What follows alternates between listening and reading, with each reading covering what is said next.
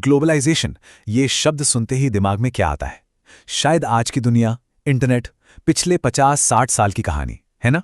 पर क्या हो अगर ये कहा जाए कि ये सब तो बस एक बहुत पुरानी कहानी का नया चैप्टर है, कि दुनिया के आपस में जुड़ने का ये सिलसिला हजारों साल पुराना है। चलिए, आज इसी कहानी की परतों को खोलते हैं। तो फिर असली सवाल ये उठता है कि ये सब शुरू कब हुआ? असल में कब? इंटरनेट और हवाई जहाज़ों के आने से बहुत बहुत पहले। और इसका जवाब शायद थोड़ा चौंकाने वाला है। इसकी जड़ें हैं हजारों साल पुरानी। जी हाँ, ये कोई आज का आविष्कार नहीं है, बल्कि इंसानी सभ्यता के साथ साथ चलने वाली एक बहुत ही पुरानी दास्तान है। और इसके सबूत भी हैं। ये देखिए, ये 10वीं सदी की एक नक्काशी है जिसमें एक जहाज बना हुआ है। अब ये सिर्फ एक सुंदर कलाकृति नहीं है, ये इस बात का पक्का सबूत है कि समंदर के रास्ते व्यापार कितना पुराना था। जरा सोचिए, 3000 ईसा पूर्व, मतलब आज से करीब 5000 साल पहले सिंधु घाटी सभ्यता के लोग आज के वेस्ट एशिया के साथ ट्रेड कर रहे थे। कमाल है ना? तो ठीक है, व्यापार होता था, लेकिन इस शुरुआती जुड़ाव का सबसे बड़ा, सबसे शानदार उदाहरण क्या था? कह सकते हैं कि ये इतिहास का पहला वर्ल्ड वाइड वेब था। सिल्क रूट, यानी हमारा रेशम मार्ग। अच्छा, तो ये सिल्क रूट आखिर था क्या? देखिए, इसे कोई एक सीधी सादी सड़क मत समझिएगा। ये तो जमीन और समंदर के रास्तों का एक बहुत बड़ा फैला हुआ नेटवर्क था, एक मकड़ जाल जैसा, जो दुनिया के अलग अलग कोनों को एक साथ जोड़ रहा था। और ये नेटवर्क कोई 100-200 साल नहीं, बल्कि ईसाई युग से भी पहले शुरू होकर 15वीं सदी तक चलता रहा। सोचिए कितना लंबा वक्त। और इसकी छाप हर जगह मिलती है।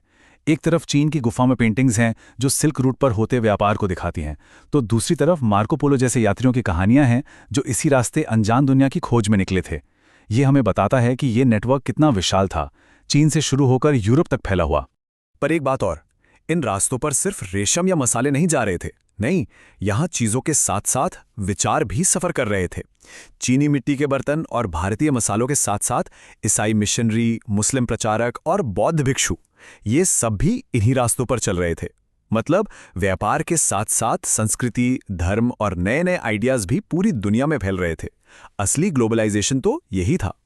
तो सिल्क रूट ने तो दुनिया को जोड़ा, ये तो साफ है। लेकिन कहानी में अगला बड़ा मोड़ तब आया जब जुड़ाव का जरिया समंदर बना। और इस बार की कहानी खाने से जुड़ी थी। एक ऐसी कहानी जिसके दो चेहरे थे, एक तरफ खुशहाली तो दूसरी तरफ तबाही। एक बहुत ही मामूली सी दिखने वाली फसल जिसने दुनिया को हमेशा हमेशा के लिए बदल कर रख दिया।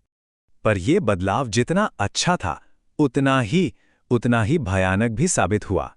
जी हां, हम बात कर रहे हैं आलू की। सोचिए, जब ये मामूली सी सब्जी अमेरिका से यूरोप पहुंची तो इसने वहां के गरीबों की तो जैसे किस्मत ही पलट दी। लोगों को भरपेट खाना मिला, वो ज्यादा लंबी जिंदगी जीने लगे। लेकिन यही आलू एक श्राप भी बन गया।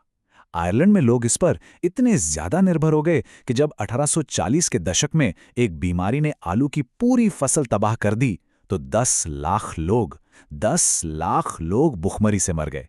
एक ही फसल पर दो कितनी अलग अलग कहानियां। तो खाने की चीजों की तरह ही अब लोग भी समंदर पार कर रहे थे।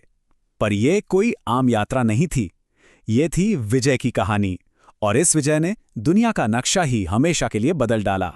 जब यूरोप ने अमेरिका पर जीत हासिल की तो उनका सबसे खतरनाक हथियार क्या था? क्या वो तलवारें थीं या बंदूकें? नहीं, बिल्कुल नहीं। उनका सबसे घातक हथियार था एक अदृश्य दुश्मन, कीटाणु। स्पेन से आने वाले लोग अपने साथ चेचक जैसी बीमारियां लेकर आए और अमेरिका के मूल निवासियों के शरीर के पास इन बीमारियों से लड़ने की कोई ताकत, कोई इम्यूनिटी ही नहीं थी। ये एक ऐसा हथियार था जिसे कोई छीन भी नहीं सकता था। और उस दौर की सोच कितनी डरावनी थी, इसका अंदाजा मैसाचुसेट्स बे कॉलोनी के पहले गवर्नर जॉन विंथ्रोप के इन शब्दों से लगता है। उन्होंने लिखा कि चेचक तो भगवान का भेजा हुआ है, क्योंकि इसने यहाँ के मूल निवासियों को खत्म कर दिया और जमीन पर हमारे हक का रास्ता साफ कर दिया। सोचिए जरा, तो दुनिया में पावर का सेंटर कैसे शिफ्ट हुआ? देखिए, 15वीं सदी में चीन खुद को दुनिया से अलग कर रहा था। ठीक उसी वक्त 16वीं सदी में यूरोप अमेरिका पर कब्जा कर रहा था। फिर अमेरिका की खानों से जो सोना चांदी निकला, उसने यूरोप को मालामाल कर दिया। और बस देखते देखते 18वीं सदी आते आते दुनिया का आर्थिक केंद्र पूरब से खिसककर पश्चिम में यानी यूरोप में आ गया। अब दुनिया के खेल के नियम यूरोप बना रहा था। लेकिन ये बात कभी नहीं भूलनी चाहिए कि ये जो नई अमीरी थी, इसकी कीमत क्या थी। ये पूरी व्यवस्था लूट और गुलामी की एक बेहद भयानक नींव पर खड़ी की गई थी। अफ्रीका से पकड़कर लाए गए लाखों गुलामों के खून और पसीने से वो कपास और चीनी उगाई जा रही थी, जो यूरोप के बाजारों में बिक रही थी। चलिए अब कहानी को थोड़ा और आगे बढ़ाते हैं और आते हैं 19वीं सदी में। ये वो दौर था जब दुनिया के आपस में जुड़ने की रफ्तार और इसका पैमाना दोनों में एक जबरदस्त उछाल आया, एक विस्फोट हुआ। इस नई दुनिया को समझने के लिए ना अर्थशास्त्री 3 तरह के फ्लो यानी प्रवाह की बात करते हैं। पहला है फ्लो ऑफ ट्रेड, मतलब सामान का प्रवाह, जैसे कपड़ा और गेहूं। दूसरा है फ्लो ऑफ लेबर, यानी लोगों का प्रवाह, जो काम की तलाश में एक जगह से दूसरी जगह जा रहे थे। और तीसरा है फ्लो ऑफ कैपिटल, यानी पूंजी या पैसे का प्रवाह, जो लंबी दूरियों तक निवेश के लिए जा रहा था।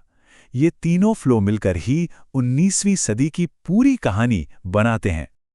और मजे की बात यह है कि ये तीनों फ्लो एक दूसरे से बहुत गहरे जुड़े हुए थे। ब्रिटेन का उदाहरण लेते हैं। वहां सरकार ने कॉर्न लॉ हटा दिए, मतलब बाहर से सस्ता अनाज देश में आने लगा। ये हुआ ट्रेड का फ्लो। इसका नतीजा, ब्रिटेन के किसान बर्बाद हो गए और उनके खेतों में काम करने वाले हजारों मजदूर बेरोजगार हो गए। अब ये लोग काम की तलाश में अमेरिका या ऑस्ट्रेलिया जैसे देशों में जाने लगे। ये हुआ लेबर का फ्लो। और इस पूरे सिस्टम को चलाने के लिए, मतलब बड़े बड़े जहाज बनाने के लिए, रेलवे लाइन बिछाने के लिए पैसा लगाया गया। ये हो गया कैपिटल का फ्लो। देखा, एक फैसले ने कैसे तीनों प्रवाहों को एक साथ रफ्तार दे दी। तो ये जो लोगों का प्रवाह था, इसका स्केल कितना बड़ा था, ये आंकड़ा आपको चौंका देगा। 19वीं सदी में करीब करीब 15 करोड़ लोगों ने एक बेहतर भविष्य की उम्मीद में अपना घर, अपना देश छोड़ा और समंदर पार कर गए। 15 करोड़, ये बहुत बड़ा नंबर है। तो 19वीं सदी के खत्म होते होते दुनिया सच में एक ग्लोबल विलेज बन चुकी थी। सामान, लोग और पैसा, सब कुछ पहले से कहीं ज्यादा तेजी से और ज्यादा दूर तक सफर कर रहा था। लेकिन ये सब हमें एक बहुत ही जरूरी सवाल पर लाकर खड़ा करता है। सवाल ये है कि ये जो दुनिया आपस में जुड़ी, इसका फायदा किसे मिला और इसकी भारी कीमत किसने चुकाई?